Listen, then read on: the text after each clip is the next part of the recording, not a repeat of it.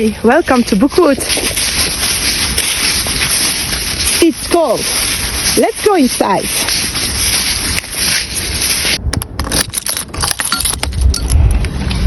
Come in. I am glad you chose to spend some time with me. I can't believe I am setting up the last month in this bujo. I can fit 4 months in a journal, and I wonder, would you like me to include a flip through of the completed journal in my next bujo video in May? For April, I went with this Forest and Dragons theme. It's based on the realm of the Elderlings saga by Robin Hobb. I'm sorry if you didn't read it yet. Now you know that at some point there will be dragons. I want to avoid spoiling more, so I will not tell you much about the story. The saga is made up of different series and some short stories and novellas. I read Homecoming back in January. You can watch my wrap-up video to know more about this read. On my left you see the book that I am currently reading. It is the second part of Fool's Errand from the Tawny Man trilogy. In French, every book has been split up in 2 or 3 parts. People tend to start with the Royal Assassins trilogy or, like me, with the Life Ship Traders one.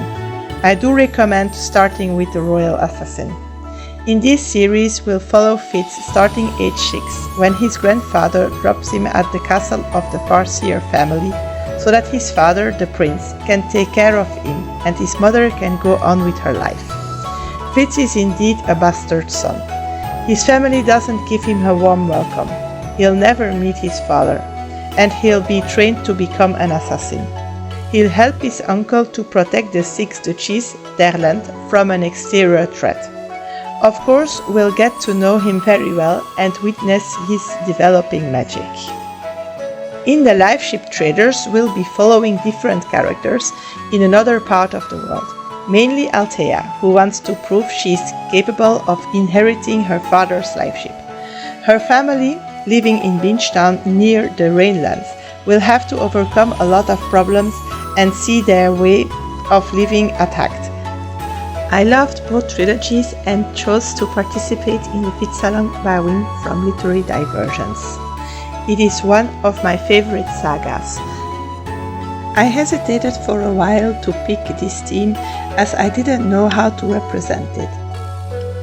When I saw this cute dragon in a washi tape set together with this treasure-like one, it made me think of some scenes in the saga and I decided to go for it. Those who have read the saga will recognize the different elements. At first I didn't include the girl, but preparing the setup it missed a bit of color and I added in Malta, Althea's niece.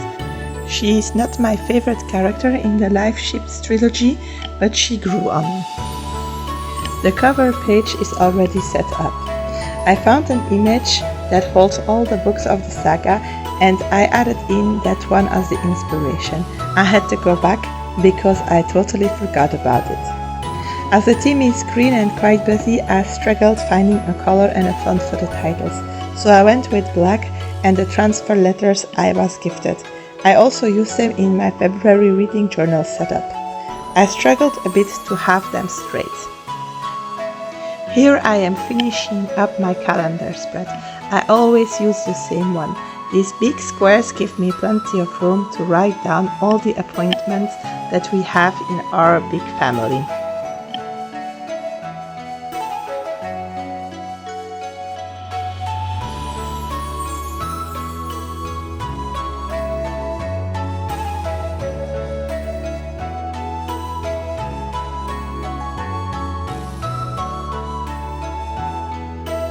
Next up is my things to do spread. I had some trouble setting it up this month since I took away the calendar that I used for keeping track of my friends' working schedules. We don't need that page anymore.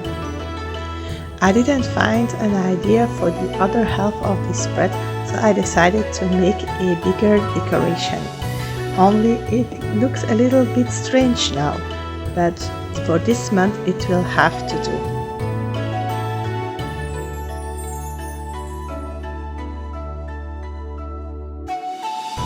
I got distracted whilst transferring the letters for the title and made a mistake.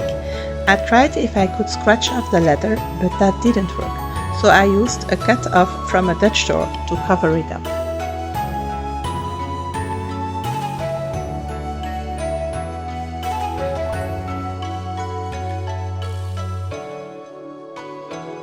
The washi tape that holds the dragon is quite large, and so I chose to cut out the different elements of it. I didn't want to waste the smaller ones, so I have cut around them and I used them to add small details on the pages.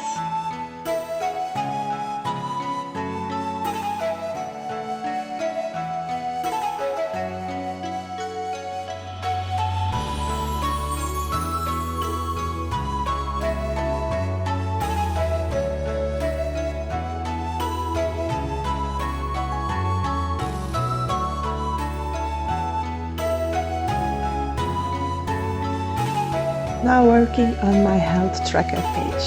As always, I struggle to decorate it since I need some space to write everything down.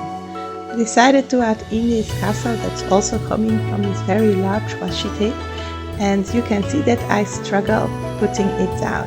The tape is very paper-like and very thin, and when you try to stick it, it will make some wrinkles, but in the end it all worked out. I want to take a little moment to tell you about the decoration I put around my bujo when I'm setting it up. It would be a little bit boring to only have the background of my desk.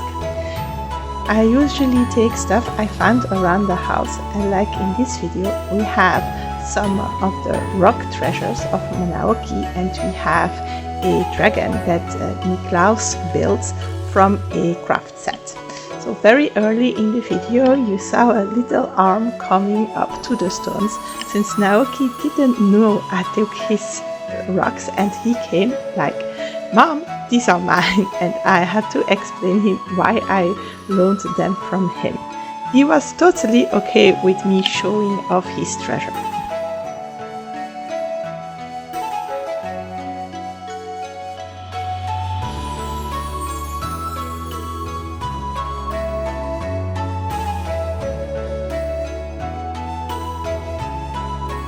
I enjoyed the more writing space on my review spread made by only dividing it through the middle, so I went with the same layout this month. When I finished it, I found it looking a little bit empty, so I decided to add in some more elements. Now I am not sure if I made the right choice. What do you think?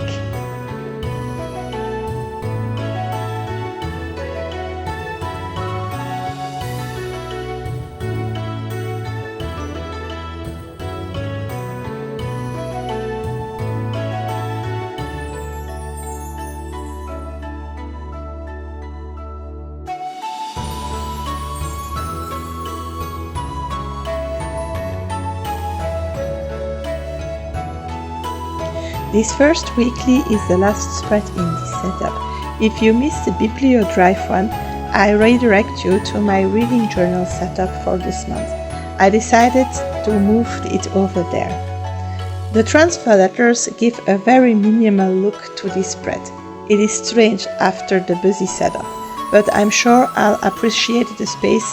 April is going to be a busy month. I wonder, do you like reading sagas? What's your favorite? Please leave them in the comments so I can look into them.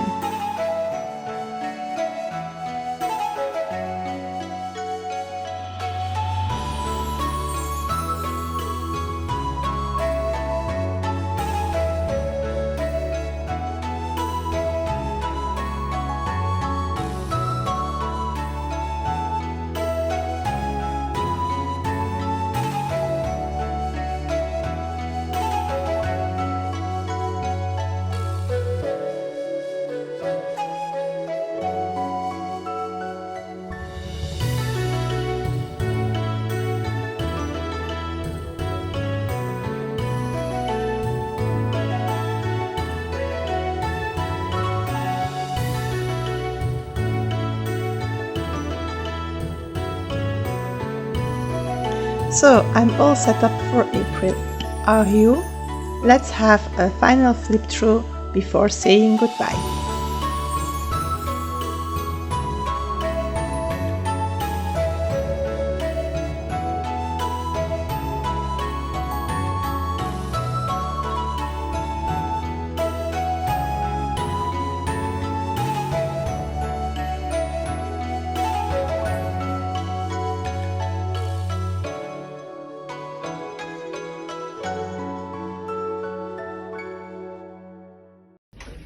See you soon!